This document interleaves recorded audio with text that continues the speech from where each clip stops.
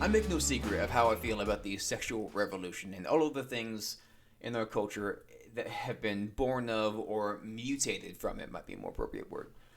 Our nation didn't get to this sordid and sorry state that it's currently in, with pride and transgender ideology running amok and with depravity around every corner. We didn't get here out of nowhere.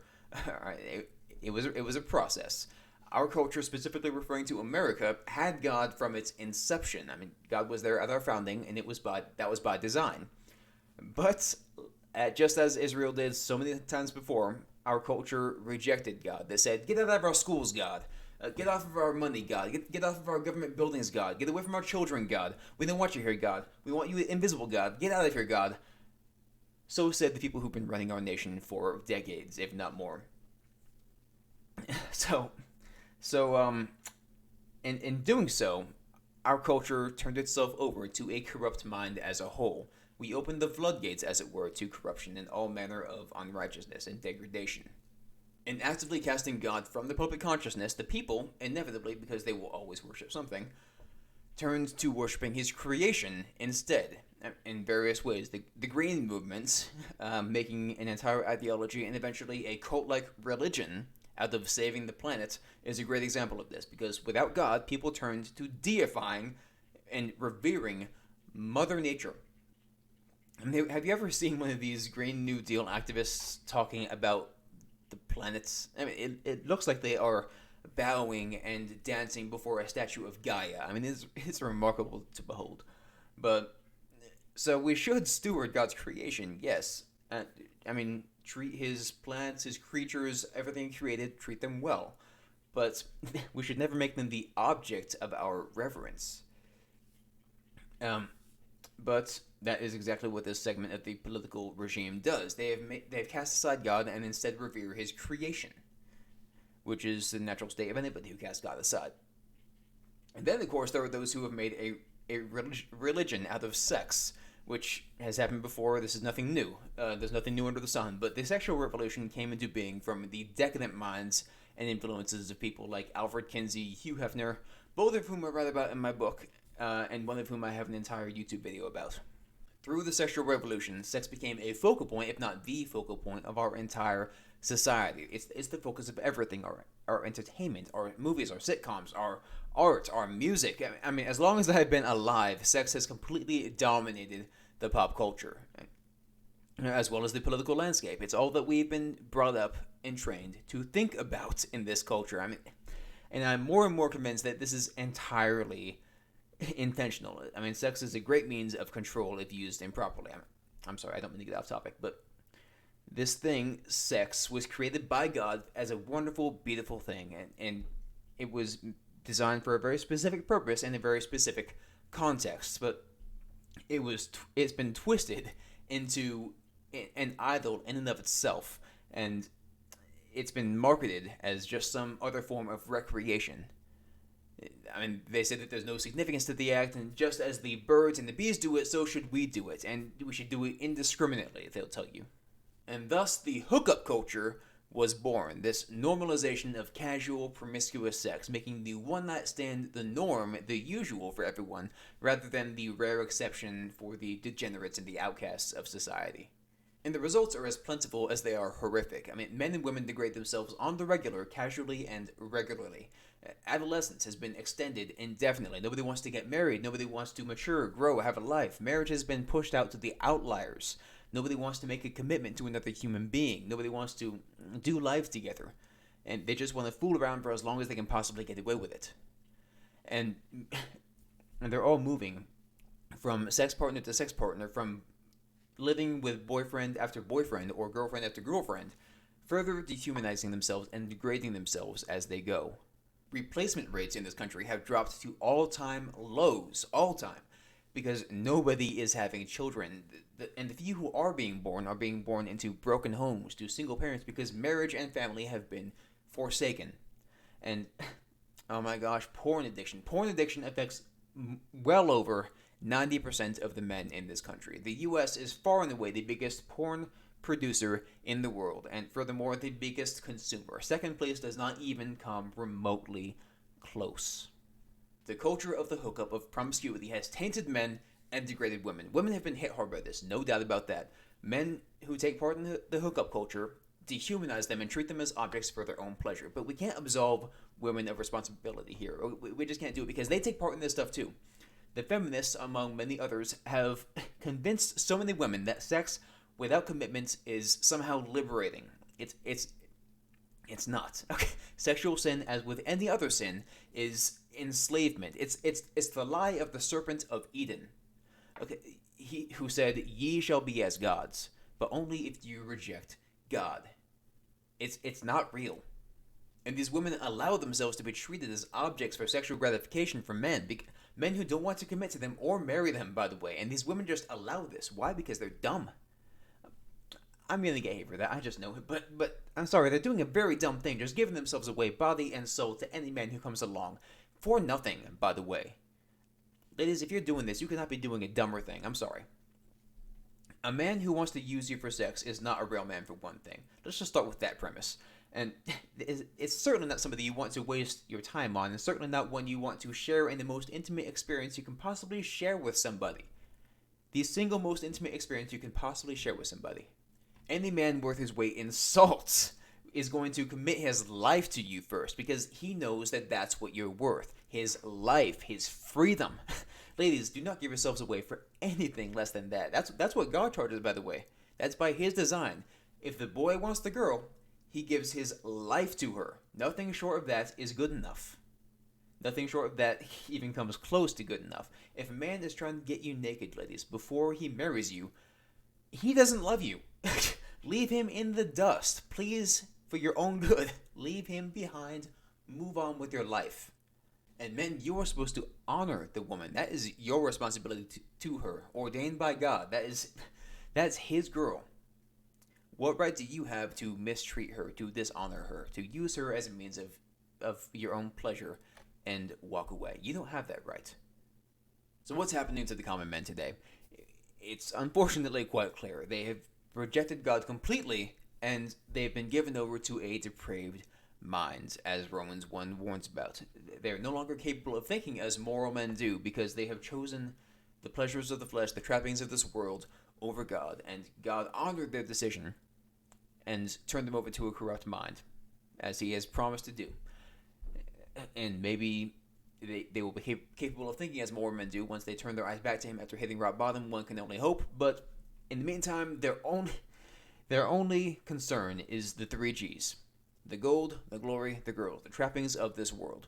If you reject God, you will instead worship his creation and fall into all manner of depravity. That's what they have done, and God has honored their choice. They will degrade their bodies with sin, and their minds will have followed. So why do so many of these men seem so comfortable treating women as trophies and not as individually valuable human beings? Well, like sex is all just a game to them, because they've been given over to a corrupt mind, and that is natural for them now. It was their own choice. God honored it, and now this is how their mind works. And now they not only practice such things, but they applaud others now who practice them as well. They want others to join in so that they won't be alone in their depravity and their self-destruction. That's why guys go out with wingmen. They go out with wingmen when they try to pick up girls. And it's why so many of my friends in college would try to get one another laid. And that's why they were often so relentless in trying to get me to compromise on my values and join in on their fun. Love, sex, dating, using women like toys, and tossing them aside when they're done, it's all just a game to these weak-willed men. And it's fun for them. It's like recreation. And yes, these are very, very weak-willed men. But this is the sentiment of the common man who gives out dating advice these days. It's weak-willed men trying to teach other men to be as weak-willed as they are. To have no self-control, to just live for the flesh. And there are these self-described dating coaches and lifestyle gurus, as they call themselves, who are giving out all kinds of advice. Let's look at a couple of examples of the kinds of advice that spring from a depraved mind, shall we? And see the kind of advice that men are often listening to online. Well, this guy just goes straight to the point. The Leonardo DiCaprio rule: never date any woman over the age of 25. Oh, what a pig. Sorry. Yeah, so nothing weird at all about a guy who's what is Leo in his 50s now? Maybe I'm wrong. Yeah, nothing wrong with a guy that age going out with girls in their sometimes late teens and 20s. Then as soon as they get too old for him, he dumps them, moves on to a younger model. Nothing pickish about that whatsoever, right? Nothing objectionable going on here. And this advice, of course, comes from a guy who is using a picture of Jason Statham as his profile picture. So, no, so definitely take him seriously. And I honestly thought that was satire, but apparently it wasn't. He was really trying to give advice. That's just unsettling. So this next guy, oh my gosh, that Twitter handle Shades of Game. Oh dear goodness. Says I'm 40 and I don't date girls over 24. My girlfriends, plural, are 20, 21, and 24, and the 24-year-old I've been with her since 2 years. Wow, winning the grammar game, aren't you? Too much mileage and baggage when they're older than that. Trust me, I've tested it extensively. Gross. So I recommend that you do the same. 18 to 24 only. Understand the game. So I'm sure I don't even need to explain what's wrong with this advice to you intelligent people. Having multiple girlfriends at one time. Most of you women, even if you're sleeping around promiscuously with guys you don't know, wouldn't go out with a guy who was doing that. So at least most of you are smart enough to understand that's disgusting. But okay, there's a lot to unpack there. I'm just gonna quit while I'm ahead. Yeah, I get that these seem like rather extreme examples that I'm talking about, but let's be honest. This is the overall spirit and sentiment of the hookup culture, in a nutshell. Hookup culture says never mature, keep the party going, live for the pleasures of the world and of the flesh. Just keep the game going. Understand the game. And they even call this the game. They call dating the game. They say never give up the game. But the sad thing about perpetually playing the game is that you'll never win. Eventually, with age, comes either family and love or loneliness and profound obscurity. And I really pity those who choose the latter by living a life of fleshly pursuits. I really do. Because they won't find out until it's far too late what they missed out on. You could try to keep the party going if you like, and prolong foolish adolescence well into your old age. But where's that going to get you? I mean, you may delay. You can delay your maturity, your adulthood, your responsibilities. You can delay all you like, but time waits for no man, to paraphrase Benjamin Franklin. You can't wait forever. You will not escape the aging process. It will come, and when it inevitably comes, it will put an end to the party itself, with or without your permission. All of these women that this playboy we just looked at is boasting about having in his life, that will never last. Okay, he says he has 3 women in his life right now, but eventually the 20-somethings will be completely disinterested in him. He'll be old, gray, crusty. He'll be the creepy old man who won't leave the college girls alone while they're on spring break. If you want to find him, he'll be the one getting maced. Okay. These women won't care any more about him than he did about the countless young women that he used, abused, and then tossed aside. Those he treated as trophies and objects for his own pleasure. He didn't choose to love the women in his life. That's on him, and he will reap the rewards of that solemn neglect.